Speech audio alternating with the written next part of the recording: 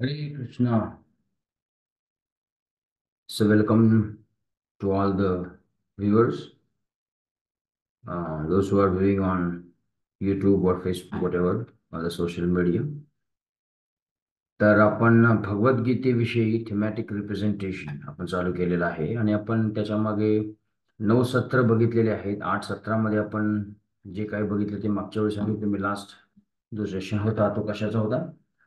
Knowledge of methods of knowledge acquiring knowledge. तर त्याबद्दल आपण बघितलं होतं. तर आज आपण भगवद्गीतेविषयी मागच्या वेळी ईश्वर हा विषय आपण बघितला होता. तर प्रथम आपण गुरुवंदना करू, मंगलाचरण करू.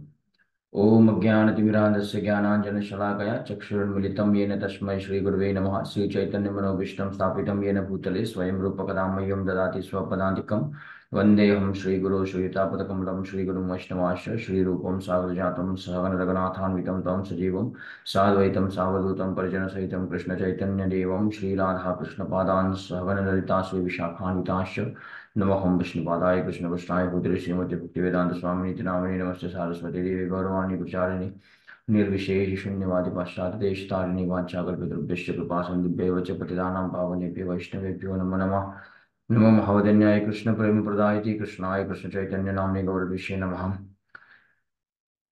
तप्तकाञ्चन गौराङ्गी राधे वृन्दावनेश्वरी वृषभानुसुते देवी प्रणमामि हरिप्रिये. हे कृष्ण करुणा सिंधु दीनबंधु जगतपति गोपेश गोपिका कांत राधा कांत नमोस्तुते. जय श्री कृष्ण चैतन्य प्रभु नित्यानंद श्री अद्वैत गदाधर श्रीवासादि गौर भक्तवृंद. हरे कृष्ण कृष्ण कृष्ण हरे हरे, हरे राम राम राम हरे हरे.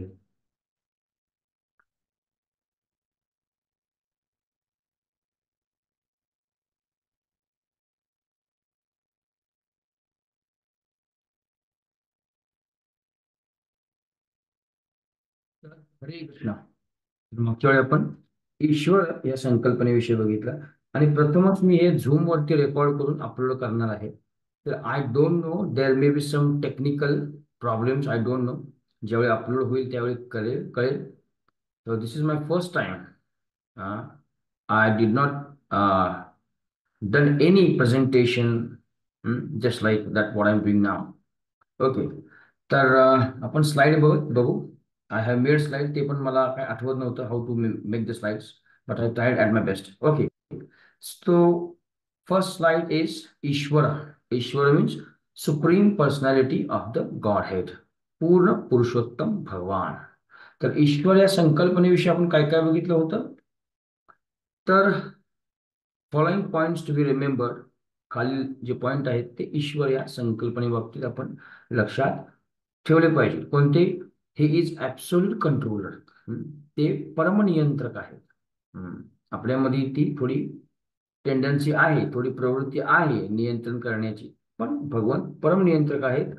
आणि भगवंतापासून आपण भगवंताचा अंश असल्या कारणाने ममैव अंशो जीवलोके जीवभूत सनातन, त्या पद्धतीने आपण भगवंतांचे पार्ट्स अँड पार्सल आहोत. सो आपल्यामध्ये ती टेंडन्सी आहे.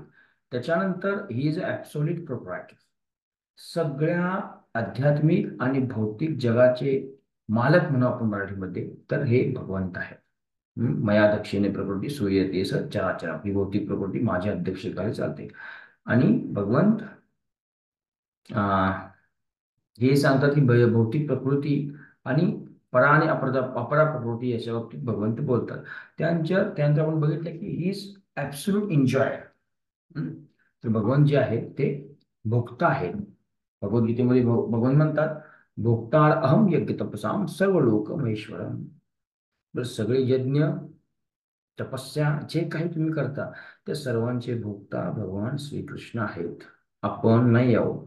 म्हणून जीव जो आहे हा प्रकृतीमध्ये मोडतो. पुरुष आणि प्रकृती याच्या बाबतीत अर्जुन विचारतात, तर त्यावेळी आपल्याला कळेल की हा प्रकृतीमध्ये हा जीव मोडतो. परा प्रकृती अपरा प्रकृती. आता अपरा प्रकृती मटेरियल नेचर जे आहे भगवंताच्या मालकीचं आहे. तसंच परा प्रकृती जे भगवान म्हणतात, परा प्रकृती म्हणजे त्याच्यामध्ये जीव येतात, मार्जिनल पोटन्सी म्हणतो त्याला, त्याची भोक्ता भगवंतच आहेत. तर इथं ज्यावेळी जीव येतो त्यावेळी काय करतो? जीव स्वतःला भोक्ता समजतो, स्वतःला तो पुरुष समजतो. पुरुष in the sense word enjoyer असा अर्थ होता. आणि trying to enjoy in this world, but that is not at all possible at all time. प्रत्येक वेळेला हे शक्य नाही. तर भगवान म्हणतात की हे जग दुःखालयम अशाश्वतम आहे, दुःखाला भरून गेलेले जग आहे. ओके, तर हे 3 पॉइंट आपल्याला लक्षात ठेवायचे आहेत. ऍब्सोल्यूट कंट्रोलर, ऍब्सोल्यूट प्रोप्रायटर आणि ऍब्सोल्यूट एन्जॉय. नेक्स्ट स्लाइड आपण बघू काय आहे. हा, तर कॉमन एथिस्टिक आर्ग्युमेंट काय आहेत. ओके, डज गॉड एक्झिस्ट असा प्रश्न विचारतात. आता याविषयी फार सुंदर उदाहरण ज्यावेळी I was there in Nagpur in 2008-9, त्यावेळी नागपूरच्या जे मंदिर होतं त्या मंदिरामध्ये हिज होलीनेस लोकनाथ स्वामी महाराज आले होते. आणि ते सांगत होते की विदेशामध्ये त्यांना एका भक्ताने, एका आय डोंट नो भक्त होता का एथिस्ट होता, त्याने विचारलं की खरंच देव आहे का हो, डज गॉड एक्झिस्ट. त्यानंतर फार सुंदर महाराजांनी उत्तर दिलं, if God doesn't exist then where the word God came from. जर भगवंतच अस्तित्वात नसते तर भगवंत हे नाव कुठून येतं. आता हा ब्रश आहे, येस येस येस, हा ब्रश आहे तर याचं नाव आहे, हा ब्रश आहे. मोबाईल आहे, हा हा ओके, हा माऊस आहे, ओके, इज दॅट. मग एखादी वस्तू असल्याशिवाय त्याचं नाव असतं.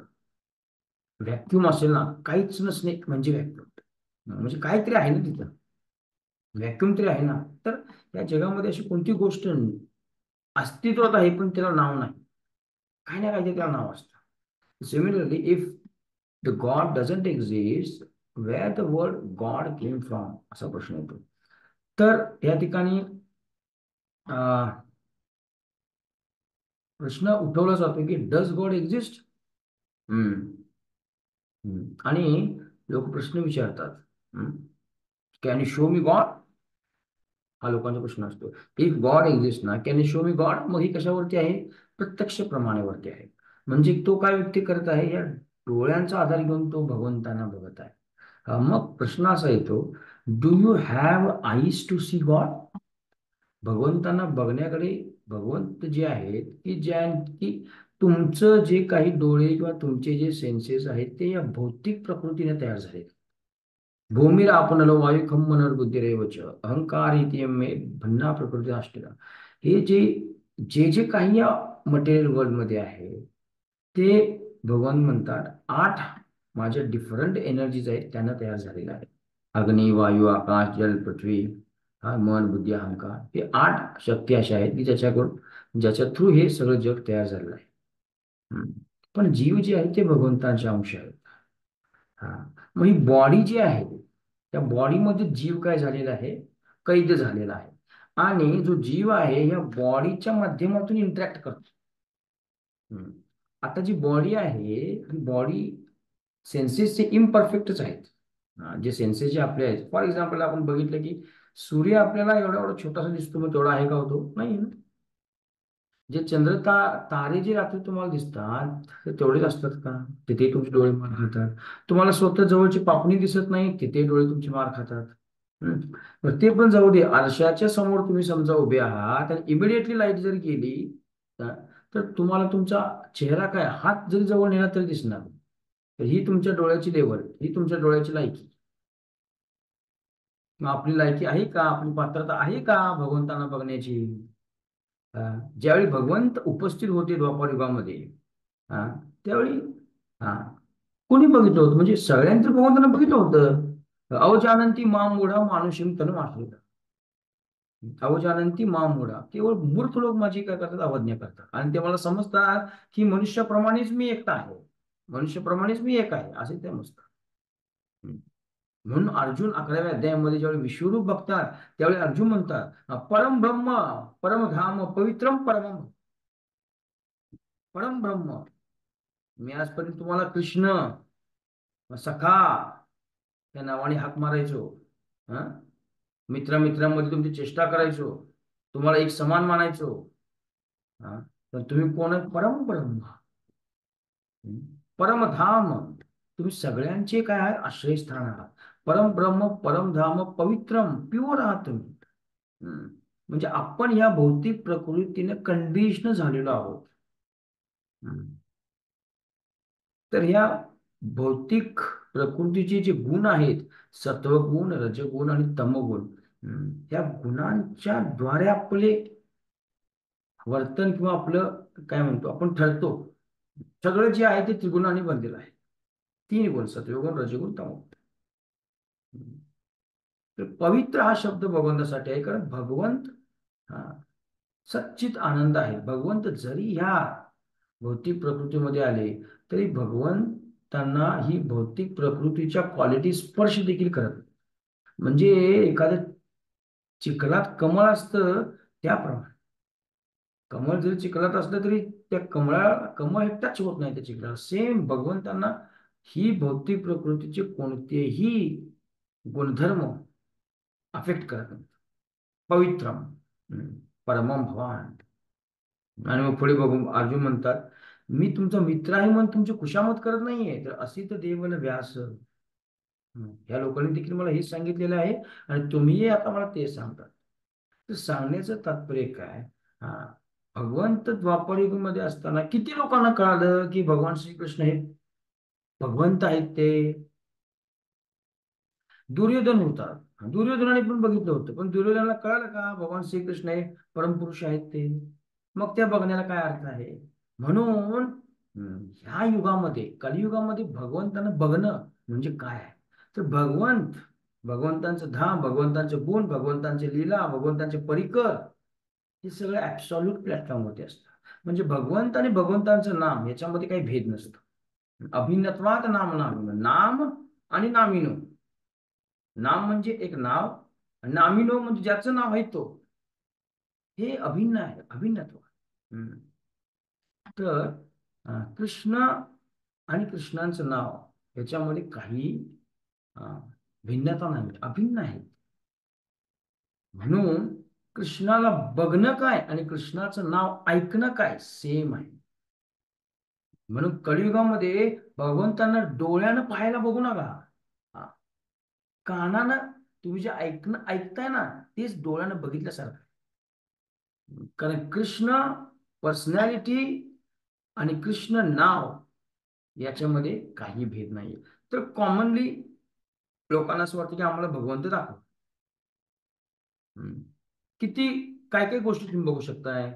आपण बघितलं होतं की एखादी लाईट लागते ना, तर लाईट मधून जे इलेक्ट्रिक करंट जातो त्यात इलेक्ट्रॉन थोडेच आपण कधी बघितले? कुणीही सब ॲटॉमिक पार्टिकल बघितलेले नाहीये. Still we believe. तरी आपण बिलीव्ह करतो की आहेत म्हणून. Nobody have ever seen the electron, proton, neutron inside the atom. But still we believe that. कितीतरी गोष्टी अशा आहेत की मी बिलीव्ह करतो. But if you want to see the God, then you have to develop eligibility to see the God. पात्रता असते ना काहीतरी. काय ती काय काय पात्रता आहे? भक्त्या माम अभिजानाति. Here it is. भक्त्या माम अभिजानाति. God can be known only by his devotees. ही एलिजिबिलिटी आहे. नेक्स्ट स्लाइड बघू आपण. Mister frog's philosophy. This is frog. This is a white coat घातलेला फ्रॉग आणि दिस वन इज. तर हा जो फ्रॉग आहे, हा फ्रॉग एका डबक्यात राहत असतो, त्यामुळे त्याला त्या डबक्याची सवय असते. तो डबका 1-2 फुटाचा असतो ना, तेवढंच त्याची बुद्धी असते. आणि हा मात्र फ्रॉग त्याला पॅसिफिक ओशन जो असतो त्याच्याविषयी सांगतो. तर हा फ्रॉग काय म्हणतो? नाही नाही नाही, हा असेल तो पॅसिफिक ओशन 3 फूट असेल, तर हा म्हणतो नाही नाही नाही. हा म्हणतो 5 फूट असेल, तरी पण हा म्हणतो नाही लई मोठा आहे. मग किती? 10 फूट लई तर लई. म्हणजे याची बुद्धीच जात नाही याच्या वजे. याची बुद्धी ते 10 फुटाच्या वरच जात नाही. त्याला म्हणायचं फ्रॉग फिलॉसॉफी. आणि ही फिलॉसॉफी आपल्याला एखादी गोष्ट जाणवत नाही, ही जी आपली टेंडन्सी आहे ती आपण भगवंतावरती मारतो. मला दिसत नाही ना, मग अस्तित्वात काय नाही. आणि पण अशा अशा बऱ्याच गोष्टी आहेत की ज्या अस्तित्वात आहेत पण दिसत नाहीत, पण तुम्ही मानताय ना. ह्याला म्हणजे फ्रॉग फिलॉसॉफी. सो ह्याला म्हणतात frog in well attitude. Okay. आणि can estimate the depth of Pacific Ocean? No. तर ही जी काय मेंटॅलिटी आहे, ही मेंटॅलिटी आपल्याला येणारे अनुभव आहेत ते आपण भगवंतावर टाकत असतो. अरे तुम्हाला येणारे अनुभव हे या भौतिक जगातले आहेत, कारण तुम्ही या भौतिक जगामध्ये कंडिशन आहात. कंडिशन याचा अर्थ असा होतो की तुम्हाला जगण्यासाठी ठराविक कंडिशन दिलेल्या आहेत, त्याच्या बाहेर तुम्ही जाऊ शकत नाही. उदाहरणार्थ, तुम्ही पक्ष्यांसह उडू शकत नाही, म्हणून तुम्ही कृत्रिमरित्या विमान बनवताय. तुम्हाला समुद्रामध्ये राहता येत नाही, सबमरीन बनवताय. या कंडिशन आहेत. सो भगवंत अर्जुनही म्हणतात, ज्यावेळी क्षेत्र आणि क्षेत्रज्ञ यांचं वर्णन असतं त्यावेळी अर्जुनही म्हणतात, ज्यावेळी भगवंत सांगतात क्षेत्र म्हणजे काय आहे, त्यावेळी अर्जुन विचारतात भगवंतांना की हे थोडं याला सीमा आहे. हे जे क्षेत्र आहे ना आणि क्षेत्रातले ज्यावेळी भगवंत सांगतात, त्यावेळी अर्जुन म्हणतात की ह्या क्षेत्राला सीमा आहेत, या शरीराला सीमा आहेत, बाउंड्रीज आहेत, त्याच्या बाहेर तू जाऊ शकत नाही. त्याला म्हणायचं कंडिशनल आहे. सो ही फिलॉसॉफी आपण भगवंतावरती काय करत असतो, थापत असतो. चला तिसरी साईड बघू आपण, लास्ट आहे सॉरी हा. आणि आर्ग्युमेंट काय असते, if God is there then why there is so much suffering. भगवंत आहेत ना, तर मग हे इकडे बघू शकताय, हे इकडे बघू शकताय, हे असं का होतं मग? मग भगवंताने सगळं सरळ करायला पाहिजे. पुढे एक स्लाइड आहे, आय थिंक अशीच काही पद्धतीची आहे ती. Why there are so much crime and other related problems, increase crimes against woman, हे तर हे असं का होतं? तर याला दोन गोष्टी कारणीभूत असतात. एक म्हणजे भगवंत स्वराट आहेत. हम्म. हम्म. जन्मादि यस्य यतः इतरतश्चार्थेषु अभिज्ञ स्वराट. वेदांत सूत्रामध्ये सूत्र आहे जन्मादि यस्य यतः, पण ह्याचं विस्तृत वर्णन भागवतमच्या पहिल्या श्लोकातच आहे. जन्मादि यस्य इतरतश्चार्थेषु अभिज्ञ स्वराट. ते भगवंत कसे आहेत, स्वराट आहेत, टोटली इंडिपेंडेंट. आता भगवंत इंडिपेंडेंट आहेत, त्यामुळं आपण त्यांचे अंश आहोत. मम वंश जीवलोक, आपण त्यांचे अंश असल्यामुळं तो इंडिपेंडन्स आपल्यात आहे. भगवंताने आपल्याला आपण मायन्यूट आहोत, टायनी गॉड, त्यामुळे छोटासा इंडिपेंडन्स आपल्याकडे आहे. भगवंत तुमच्या इंडिपेंडन्स मध्ये इंटरफिअर करत नाहीत. तुम्हाला इंडिपेंडन्स दिला आहे, तुम्हाला स्वातंत्र्य दिलेलं आहे, त्यामध्ये भगवंत काय करत नाहीत, इंटरफिअर करत नाहीत. तर त्याचा मिसयूज आपण जर केला तर ह्या अशा गोष्टी होतात. उदाहरणार्थ, एखादं लहान बाळ जर असेल किंवा लहान एखादं मूल असेल, ते मूल सांगतंय मला चॉकलेट पाहिजे, ठीक आहे वडील एक चॉकलेट देईल, पण तू 20 चॉकलेट खायला मागत असेल तर वडील देईल का? नाही ना. आता लहान जर मुलगा असेल तर वडिलांचं त्यांचं आय मीन वडील त्याला सांगतात, पण मोठा झाल्यावरती तो स्वतंत्र असतो ना. वडील त्याला सांगू शकतात की हे बाबा चुकीचं आहे, हे करू नको, पण तो मग करणारच, माझी इच्छाच आहे ती मी करणारच असं जर म्हणत असतं वडील काय करणार, ठीक आहे बघ जा, ज्यावेळी तू तोंडा वापरशील त्यावेळी तुला कळेल. तर हा जो फ्री विल आहे, ह्याचं आपल्याला यूज आणि मिसयूज हे आपल्या हातात असतं. भगवंतांनी थोडी इंडिपेंडन्स दिला आहे. उदाहरणार्थ, एखाद्या व्यक्तीचा लाईफ स्पॅन समजा 80 इयर आहे किंवा 60 इयर आहे, आणि तो समजा 20 वर्षाचा आहे, तर त्याला दिलेला जे मिसविल आहे, त्याला दिलेला जे मिसविल आहे,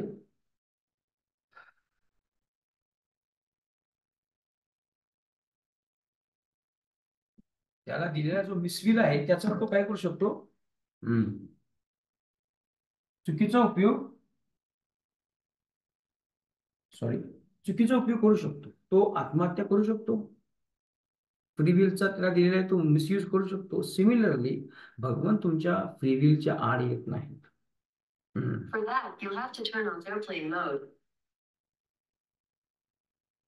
तर भगवान तुमच्या फ्रीविलच्या मध्ये येत नाही.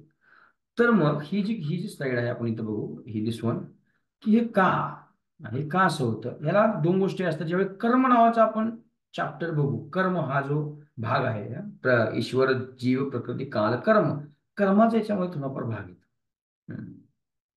जसं तुम्ही पेरा तसं उगवेल. मग कर्माचे सिद्धांत फार जटिल आहे. या अशा गोष्टी का होतात नाही, याच्या पाठीमागे कर्माचा सिद्धांत पण आहे, आणि तुम्ही जे काय फ्री विलचा मिसयूज करताय त्याच्यावर डिपेंड आहे. एखाद्याने जर ठरवलंच की मला बघायला उडीच मारायची आहे, तर त्याला तुम्ही किती सांगा तर उडी मारणारच. Because of misuse of free will, भगवान त्याच्यामध्ये इंटरफेअर करत नसल्यामुळे ह्या गोष्टी घडतात. मग समजा, मग तुम्ही जर म्हणत असाल भगवंताने इंटरफेअर करावा, अशा गोष्टी करू देऊ नये, मग त्याला काय अर्थ राहिला? मग ते फ्री विल जी दिली आहे ना तुम्हाला भगवंताने, त्याला काय अर्थ राहिला? मग मग ते रोबोट सारखे झालं. मग ते आपण सगळे रोबोट सारखे झालो मग. म्हणून भगवंताला काय, भगवंत कुणावरती फोर्स करत, इव्हन अर्जुनावरतीही भगवंताने फोर्स केला नाहीये. भगवद्गीता संपल्यानंतर अर्जुनाला भगवंत म्हणतात, यथा इच्छसी तथा करो. जे तुला एवढं मी सांगितलं, पण जे तुला वाटतंय ते तू आता कर. तर फ्री विल जे आहे, त्या फ्री विल मध्ये भगवंत इंटरफेअर करत नाहीत. आणि जर त्याने करायचं म्हणलं तर आपण सगळे रोबोट होऊ. मग आपल्याला फ्री विल जर नसेल तर तर भगवंतासोबत आपलं कनेक्शन कसं होणार? सगळे रोबोटच. त्यात काय मजा आहे मग? म्हणून भगवंत काय म्हणतात, कोणावर भगवंत माझ्याकडे या भगवंत सांगतात, पण तुमची फ्री विल आहे. ओके, तर हे याचं एक कारण असू शकतं. नेक्स्ट स्लाइड बघू आपण. हे बघितलं. Next, logic for belief in the existence of God. तर काय लॉजिक आहे की भगवंत आहे? एक आहे, a creation implies creator. Creation जे आहे, एक बिग बँग थेरी नावाची असेल, तुम्ही बघितलं असेल बिग बँग थेरी. तर बिग बँग ब्लास्ट, ते काय सांगतात, एक छोटा इन्फिनिटेसिमल पॉइंट होता, with infinitesimal temperature, with infinitesimal density, everything is infinitesimal. आणि तो फुटतो, ब्लास्ट होतो, आणि मग व्यवस्थित अगदी युनिव्हर्स तयार होतं. पृथ्वी, सूर्य, एव्हरीथिंग प्रॉपरली अगदी ऑर्गनाइज्ड फॅशन मध्ये तयार होतं. That is big bang theory. By chance, everything came by chance, हे त्यांचं म्हणणं आहे. तर तुम्ही विचार करा, एखाद्या खेड्यापाड्यामध्ये किंवा एखाद्या कॉलनीमध्ये एखादा बॉम्बस्फोट घडला, तर ऑटोमॅटिकली फुलं, ऑटोमॅटिकली झाडं, ऑटोमॅटिकली घरं, ऑटोमॅटिकली काय तयार होईल का? एकच गोष्ट आपल्या लक्षात येते, तिथं लोक किती डॅमेज झाले लोकांना, बाकीच्या गोष्टींना काय डॅमेज झालं हे आपल्या डोक्यात येते. कधीही आपल्या डोक्यात येत नाही की एखादा बॉम्बस्फोट झालाय आणि सगळं कधी व्यवस्थित सगळे बाग बगीचे गार्डन सगळं तयार झाले, असं होतं का कधी? हे सांगतायत काय, बिग बँग एक इन्फिनिटेसिमल छोटासा पॉईंट होता, तो पॉईंट कुठून आला हा अनेक क्वेश्चन आहे. तो पॉईंट कुठून आला हा अनेक क्वेश्चन आहे. बरं, आला तर आला, बॉम्बस्फोट झाला आणि होऊन काय झालं, हे सगळं जग अस्तित्वात आलं ऑटोमॅटिकली? That's not possible. तर जिथं जिथं क्रिएशन आहे, याचा अर्थ काय, त्याच्या पाठीमागे कोणतरी क्रिएटर असला पाहिजे. हे आपण पुढच्या स्लाइडमध्ये बघू. पुढची स्लाइड आहे बघा. टेलिस्कोप जो आहे, गॅलिलिओ या शास्त्रज्ञानं तयार केला. हा आपोआप आला का? नाही आला ना, कपाटे मग कोणतरी आहे ना त्याच्या. नेक्स्ट, राईट ब्रदर्सने विमान तयार केलं. हे हे जे विमान आहे ते त्यांच्या पद्धतीचं त्यावेळेचं. पण आजकाल आपण नवीन सुपरसोनिक जेट वगैरे ह्या सगळ्या गोष्टी आलेल्या आहेत. सांगण्याचं तात्पर्य काय, जी इन्व्हेन्शन आहे त्याच्या पाठीमागे काहीतरी इन्व्हेंटर असतो, लक्षात ठेवा. नेक्स्ट, हा बल्ब जो आहे तो थॉमस एडिसन या शास्त्रज्ञांनी, जस्ट वेट लेट शो दिस वन. हा, थॉमस एडिसन या शास्त्रज्ञांनी तयार केला. तो अस्तित्वात आपोआप आलेला नाहीये. त्याच्यानंतर first watch, this watch watch invented by locksmith, या आपोआप आलेली नाही. याचा अर्थ काय, कुठलीही गोष्ट या जगामध्ये बाय चान्स येत नाही, त्याच्या पाठीमागे कोणतरी असतं. अजून गोष्ट आपण कधी बघू. हम्म हम्म हा, अजून एक I think is that, yes. हा, तर प्रत्येक गोष्टी पाठीमागे कोण ना कोणतरी असतो. इव्हन गुगलवरती तुम्ही कोणतीही गोष्ट जरी शेअर केला ना, सॉरी, एखादी गोष्ट ओपन केली गुगलवरती, काहीतरी थॉमस एडिसन काय जे येतं, तर ते जे येत असते, येतं ना, जो काही पॅरेग्राफ जो काही येतो, एसे वगैरे, तो कोणी ना कोणतरी लिहिलेला असतो ना, का आपोआप येत होतं. जरी त्याच्या पाठीमागे व्यक्ती तुम्हाला फिजिकल दिसत नसला, ते कोणी ना कोणीतरी ते लिहिलेलं आहे. तर क्रिएशन जिथं जिथं आहे त्याच्या पाठीमागे क्रिएटर असतो. पुढच्या याच्यामध्ये स्लाइड आपण बघू काय आहे. हा, तर सर आयझॅक न्यूटन एक्झाम्पल आहे ते, एक्झाम EXAMPL असं पाहिजे होतं. आय थिंक याच्यामध्ये चेंज करता येतो ना, सॉरी याच्यामध्ये चेंज नाही करता येत वाटतं. Okay, Isaac Newton example. तर एक सर आयझॅक न्यूटन यांनी असं एक मॉडेल बनवलं होतं सोलार सिस्टीमचं. आणि त्यांचे मित्र काय आले, हे मॉडेल बघायला आले आणि त्यांनी ती किल्ली फिरवली असेल आणि ते मॉडेल चालू झालं. आणि जसे हे पृथ्वी वगैरे जे ग्रह आहेत ज्या स्पीडनं ज्या ग्रॅव्हिटीनं जे फिरतात, हम्म, त्या पद्धतीने ते मॉडेल फिरायला लागल्यावरती तो जो फ्रेंड होता सर आयझॅक न्यूटनचा, तर तो म्हणला फार छान मॉडेल आहे, कुणी तयार केलं? तर न्यूटन म्हणला नाही, हे असंच अस्तित्वात आलं. हा, फ्रेंड म्हणतात ते असं कसं अस्तित्वात येईल, कोणीतरी बनवलं पाहिजे ना.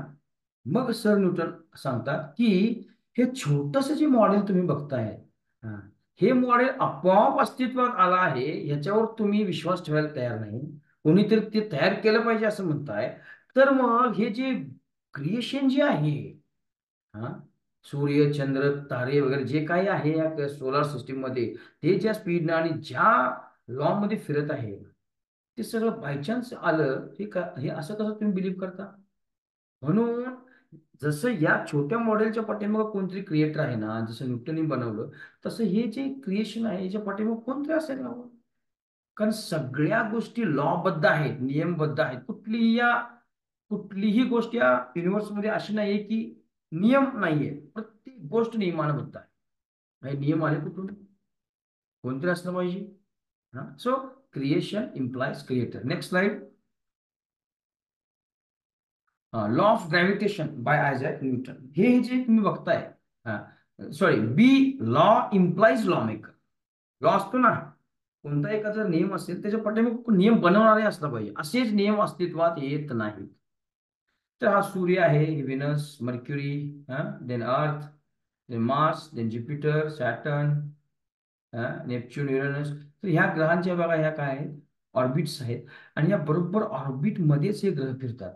हा ज्युपिटर किंवा हा सॅटर्न एकामेकाच्या ऑर्बिटमध्ये कधीही फिरत नाही. यांच्या दोघांमध्ये डिस्टन्स ना कधी चेंज होतं, ना कधी ह्या मर्क्युरी आणि ह्या ज्युपिटर मध्ये हे जे डिस्टन्स आहे हे कधी कव्हर होतं, हे कधी कमी होतं. नो, सेम डिस्टन्स सेम राहतं. प्रत्येक ग्रह यातला नियमबद्ध रीतीने वागत आहे, नियमबद्ध रीतीने फिरत आहे. असं कधीही होत नाही की याच्यात नियम तुटतील. आणि अजूनपर्यंत तरी घडलेलं नाही. हा.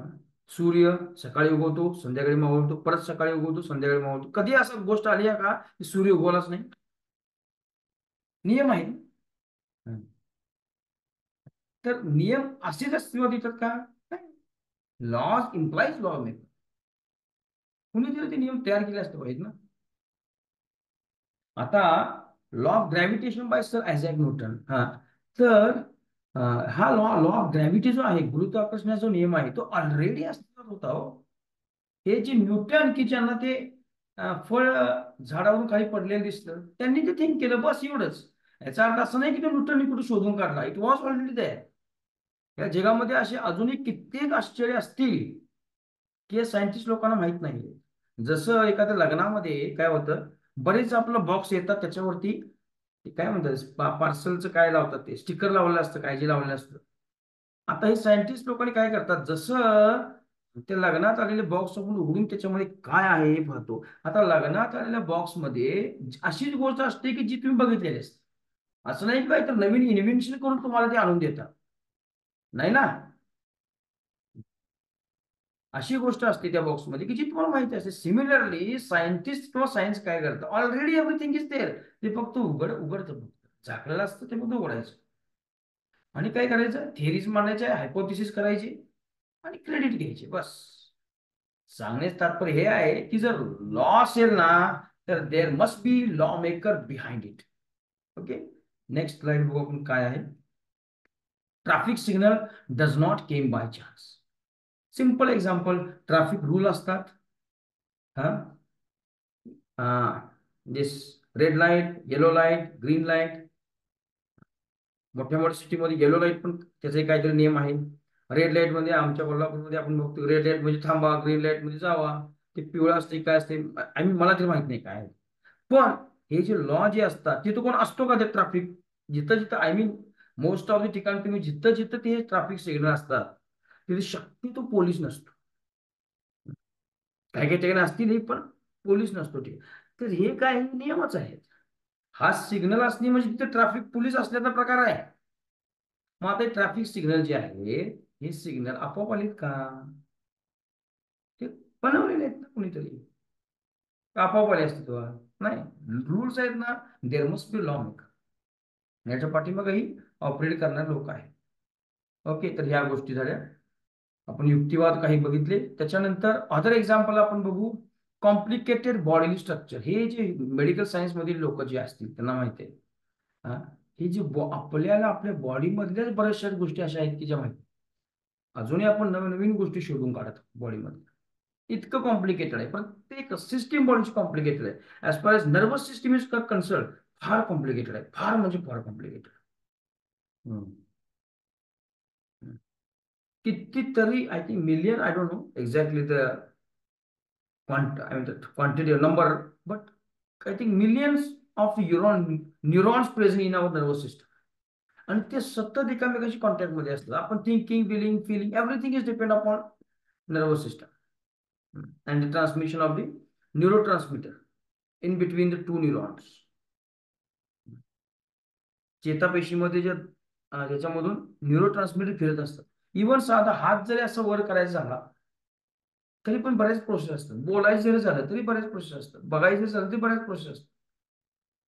खूप कॉम्प्लिकेटेड बॉडीज, खूप कॉम्प्लिकेटेड आहे माणसांची. एन्झाईम म्हणा, हार्मोन्स म्हणा, त्याचे रिसेप्टर खूप कॉम्प्लिकेटेड आहे. हे मेडिकलच्या लोकांना कळेल. Okay, next. Laws at molecular level. For example sodium chloride. What is it? Crystal structure. तर हे सोडियम क्लोराईडचं स्ट्रक्चर आहे असं. तर 12वीला सायन्समध्ये बघा, आय थिंक ऑर्गॅनिक काही इनऑर्गॅनिक केमिस्ट्रीमध्ये हा चॅप्टर होता.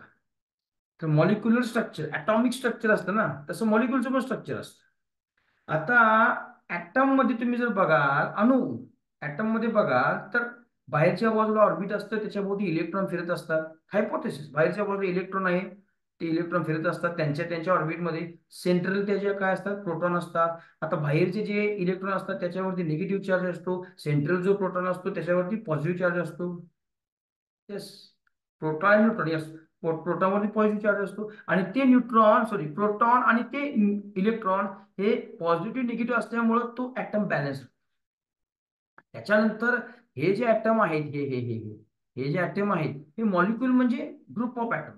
आणि नुसताच ग्रुप ऑफ ऍटम असं नाहीये, कसं आपण येऊन 2-4 ऍटम आले आणि गुंतले असं नाही होत.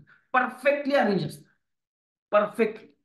यातला एक जरी बॉन्ड मोडला तरी हे सोडियम क्लोराईड होत नाही. त्याच्या प्रॉपर्टीज, त्याचे गुणधर्म बदलतात. सोडियम क्लोराईड नथिंग बट मीठ. मिठाचा जर एक सोडियम क्लोराईडचा मॉलिक्यूल घेतला तर त्याचं काय होतं, सोडियम आणि क्लोराईड ह्या दोघांचे हे जे अणू आहेत, हा, दोघांचे जे अणू आहेत ते काय होतात, हे अशा पद्धतीने ते गुंतलेले असतात. त्यांच्यामध्ये परफेक्ट स्ट्रक्चर असतं, हा, आणि त्याच्यामध्ये परफेक्ट जोडणी असते. ह्या याच्यामध्ये एक जरी बॉन्ड जे आहे ते ब्रेक झाले तर पूर्ण स्ट्रक्चर बिघडतं, कोलॅप्स होतं. तर मॉलिक्युलर लेवलला सुद्धा काय आहे, नियम आहेत. सो जिथे नियम आहेत हे आपोआप आलं का सगळे, there must be law maker. Next, inertial मला काय सांगायचं आहे. So there must be perfect intelligence behind natural laws. जे काय नॅचरल लॉज आहेत त्याच्या पाठीमागं परफेक्ट इंटेलिजन्स कोणतरी असायला पाहिजे, ते म्हणजे भगवंत. सर काय नाव त्यांचं, फार बुद्धिमान, काय नाव त्यांचं बरोबर, आयझॅक न्यूटन नाही, Einstein. Einstein said there must be perfect intelligence behind this universe. So these things are there. Next slide is what? Yes, this is very nice. Unseen thread behind the creation. भगवद्गीतेमध्ये श्लोक येतो, मत्तः परतरम नान्यत् किंचिदस्ति धनंजया मयि सर्वम इदं प्रोक्तम सूत्रे मणिगणा इव. Translation by Srila Prabhupada. O conqueror of the world, there is no truth superior to me. Everything rests upon me as a pearl are strung on the thread. तर ही मणी दिसते, सॉरी ही माल दिसते तुम्हाला.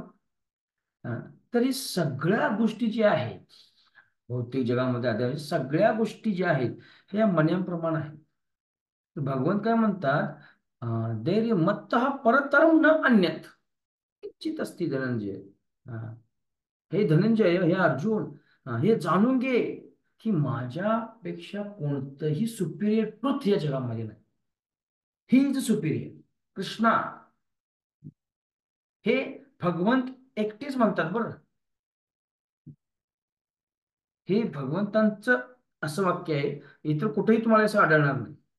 हे भगवंतच क्लेम करतात, हे कृष्णा क्लेम करत आहेत भगवद्गीतेमध्ये, की I am superior. No this, there is no superior to me. आणि मग भगवंत पुढे सांगतात, भगवान श्रीकृष्ण पुढे सांगतात, जे काही तुम्ही पाहता हे या माळीप्रमाणे आहे. तर ही माळ का राहिलेली आहे, याच्या आतला धागा जो आहे ना, त्याच्यामुळे ही माळ राहिलेली आहे. की जसा यातला आपल्याला धागा दिसत नाही, सिमिलरली जे मूळ लोक आहे, नमाम दुष्कृतन मूढ हा प्रपद्यंते नरा धमाहा माया अप्रित ज्ञाना असुरीम भावमाश्रिता. जे मूर्ख लोक आहेत त्यांना ह्या आतला धागा दिसत नाही. म्हणून भगवान म्हणतात, हा मया दक्षिणे प्रकृती सूयते, माझ्या अध्यक्षतेखाली ही सगळी सृष्टी चालली आहे. आणि भगवंत म्हणजे काय, ह्याच्या मागचा अनसीन अनसीन थ्रेड आहे. याच्या पाठीमागचं काय आहे, थ्रेड आहे जो आपल्याला दिसत नाही. तर हे भगवंतांनी सांगितलं आहे. आणि याच्यावरती शील प्रभात काय म्हणतात, all are looking for God. सगळे जण भगवंताकडेच हा बघत आहेत किंवा भगवंताकडेच जाण्याचा प्रयत्न करतायत, कारण भगवंत हे परमसुख आहेत. भगवंताजवळ परमसुख आहे आणि आपण सुखाच्या शोधात आहोत. प्रत्येकाला या जगामध्ये सुखी व्हायचं आहे. आणि ते कधी सुखी होतील, ज्यावेळी भगवंतांच्या इच्छेमध्ये त्यांची इच्छा असेल, ज्यावेळी त्यांचं जीवन, त्यांची इच्छा, त्यांचं जे सगळं आहे ते भगवंताशी ते अलाइन करतील, त्यावेळी ते सुखी होतील. म्हणून श्री प्रभुपाद म्हणतात, all are looking for a God, some knows it, some knows it, some do not. काही जाणतात, काही सांगत नाही. तर हे आजचा हा टॉपिक जो होता तो regarding this, does God exist. हे काही आर्ग्युमेंट आणि काही लॉजिक आपण बघितलं त्याच्यानंतर. Thank you very much. तर हे प्रथमच मी ट्राय केलेलं आहे. आय डोंट नो हे अपलोड होतंय का नाही. I try at my best to upload this. Okay. आणि इथून पुढे मी असं ट्राय करेन अशा स्लाइड बनवण्याचा. So if you have any comment you can share me with me, so I can improve my this. So thank you very much. I'll upload it on Facebook as well as YouTube also. So thank you very much. Srila Prabhupada की जय, श्रील गुरुदेव की जय, संवेद भक्त की जय. हरे कृष्ण.